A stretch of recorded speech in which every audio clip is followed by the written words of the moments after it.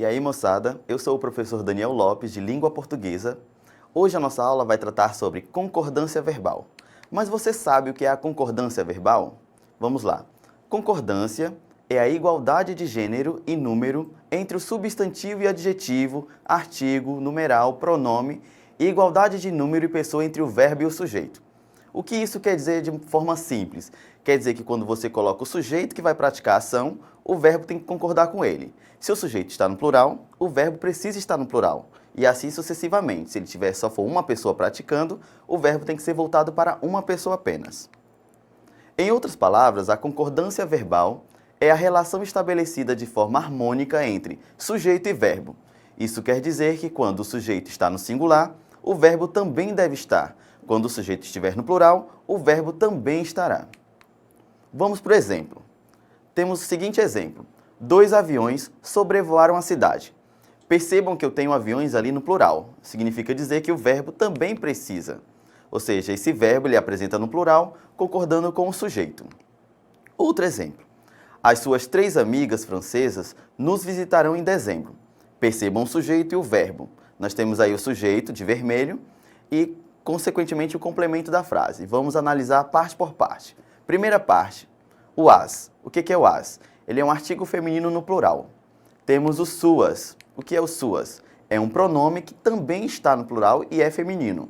E nós também temos o 3, que é um numeral que também está no plural. Significa dizer que a frase precisa ter toda essa harmonia.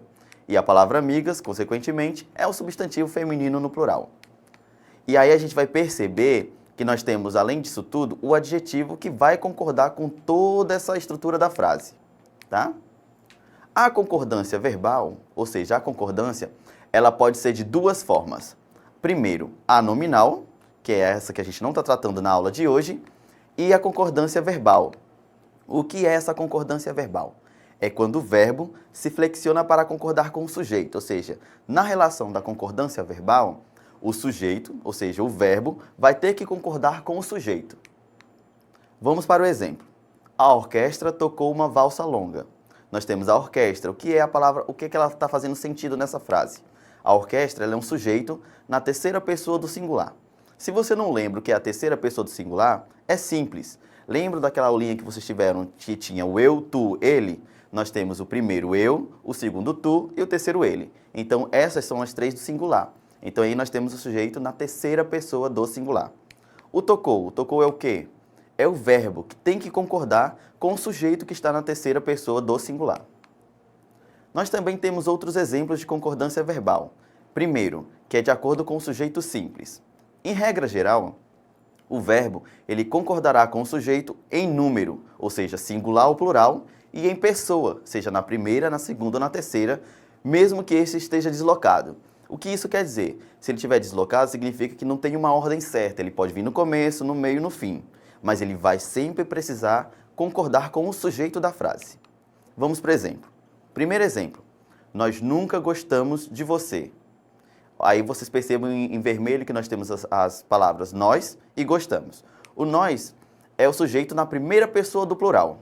E o gostamos é o verbo na primeira pessoa do plural. Só para fortalecer essa ideia de que esse verbo gostamos tem que concordar com o sujeito. Exemplo 2. Sumia na multidão a única filha do Guilherme. Perceba que nós temos de novo 2 palavrinhas em destaque. O sumia e o filha. O sumia é o verbo na terceira pessoa do singular. E a filha é o sujeito na terceira pessoa do singular, o ela. Percebam que não tem uma lógica e uma ordem certa para que esse sujeito apareça e que o verbo também apareça, tá?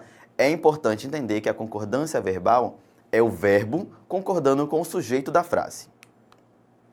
Não importa a posição do verbo, a concordância é sempre feita com o núcleo dele. Outro tipo de concordância do verbo com o sujeito composto. É quando o sujeito composto estiver posicionado antes do verbo. Este ficará no plural. Vamos para o exemplo para que vocês possam entender melhor. Exemplo. A moto e o carro quebraram na estrada de barro. Perceba que nós temos em destaque os sujeitos, a moto e o carro, e logo após o verbo. Aí vocês podem perceber que nós temos um sujeito composto, que vem antes do verbo, que é a moto e o carro, e nós temos o verbo também no plural, concordando. Não dá para ser a moto e o carro quebrou na estrada de barro, Porque a gente não tem só um sujeito, a gente tem dois sujeitos. 2. Quando o sujeito composto ele estiver depois do verbo, este poderá concordar com o mais próximo, ou ficará no plural. Exemplo. Foi ao circo o neto, a tia e o primo. O foi e o neto e a tia e o primo estão de destaque. O foi é o verbo, que está na terceira pessoa do singular, concordando com o neto. E aí nós temos o sujeito composto depois do verbo.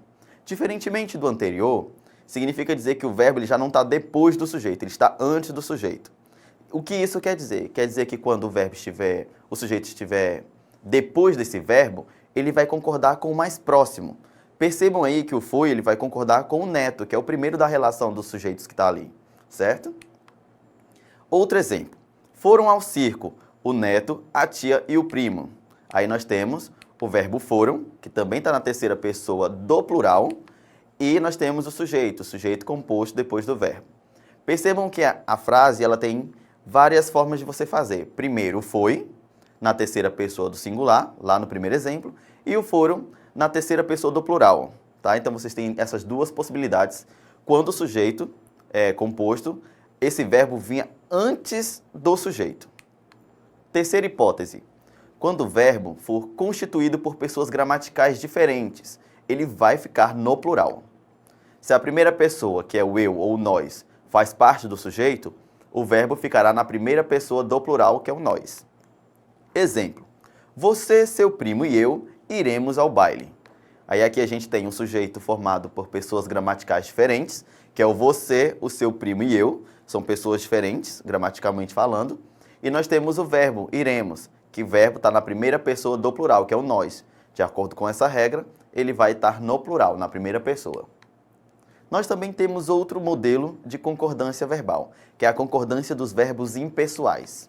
O que isso quer dizer? Que nós temos um exemplo do verbo haver. Esse verbo ele é impessoal quando é empregado no sentido de existir ou acontecer. Como a gente vai identificar isso, para que vocês entendam? Vamos para o exemplo. Percebam aqui no exemplo que tem assim, havia muitos jovens no auditório. Vocês podem questionar, professor, por que o verbo havia não está no plural, como está dizendo a regra? Vocês vão entender agora. O havia ele vai estar na terceira pessoa do singular. Já o sujeito, que ali achamos que era um sujeito, ele não é. Ele é um objeto direto. Tá? Então, assim, quando aparecer esse verbo haver, que ele é um verbo impessoal, na ideia de existir ou de acontecer, nós não teremos um sujeito, nós teremos um objeto direto. Tá? Então, é uma regra, uma exceção dessa regra da concordância verbal. O verbo haver como auxiliar de outro verbo. Quando esse mesmo verbo haver funcionar como auxiliar de outro verbo, ou seja, ele não vai ter papel de verbo, ele vai acompanhar o verbo da frase. Deve concordar normalmente com o sujeito. Exemplo, os cantores já haviam entrado quando o produtor chegou. Percebo que aí a gente já tem os sujeitos, os cantores, mas antes do haviam a gente tem um verbo que é o já. Tá? Então, assim, o haviam já não é mais verbo e o já, ele é o verbo principal. Então, o haviam acaba sendo o auxiliar dele. Aí nós temos o sujeito em terceira pessoa do plural, nós temos o haviam, que é... O haviam não, o já, que é o verbo na terceira pessoa do plural, tá? E aí outro caso que nós temos é o verbo ser, indicando horas e distância. E aí é mais uma regra para que vocês possam compreender esse universo da concordância verbal. Quando indicar horas, distância e datas, o verbo ele vai concordar com o predicativo. Neste caso, ele é impessoal, ou seja, não apresenta sujeito. Vamos para o exemplo para que vocês possam entender. Primeira dúvida de vocês é, professor, mas o que é o predicativo? O predicativo é aquilo que está sobrando da frase, sabe? Aquilo que vai acompanhar o verbo da frase. Aí nós vamos ter dois exemplos. Primeiro exemplo, é 1 hora, e o segundo exemplo, são 3 horas. Percebam que isso já é rotineiro de vocês, que quando eu tenho um indivíduo, está no singular. Quando eu tenho mais de um indivíduo, isso vai para o plural. Atenção! Nas indicações referentes ao dia do mês, o verbo admite duas construções. Diferentemente do horário, que você vai estar no singular ou no plural, quando eu vou tratar de dias e mês, ele vai me dar duas opções que são corretas, não é errado. A primeira opção, exemplo, hoje é dia 5 de setembro. Está correto. Ah, professor, mas o 5 não é mais de um? É, mas a gente está tratando de dia do mês. Outro exemplo, hoje são 5 de setembro. Percebam que a gente tem a mesma construção da frase e só o verbo inicial diferente.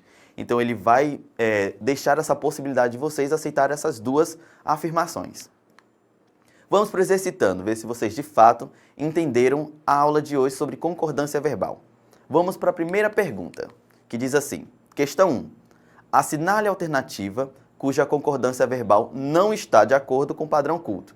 Ou seja, qual é aquela concordância que a gente estudou hoje que não está de acordo ali nas frases? Vamos para as opções. Letra A. Menino, falaram-me mal de você. Letra B. Haviam muitas crianças no parque ontem. C. Embaixo das pedras há muitas lagartas.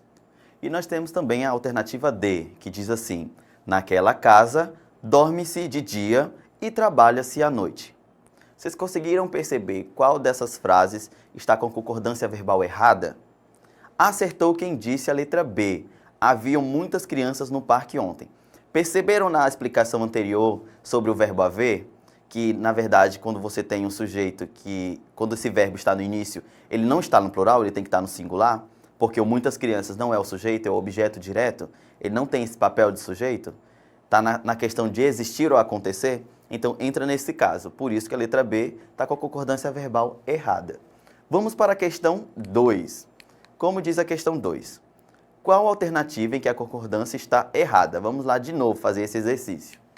Temos a letra A, que diz assim, precisa-se de empregados. Letra B, precisam-se de empregados. Letra C, vendem-se refrigerantes. E letra D, consertam-se pianos de cauda. Conseguiram identificar qual deles está com a concordância errada? Vamos lá. Letra B, precisam-se de empregados. Quando eu faço essa convocatória de que eu preciso de empregados, esse precisam-se, ele também está na situação de existir ou acontecer, tá? Então ele não vai precisar estar no plural. Então está correto até a letra A.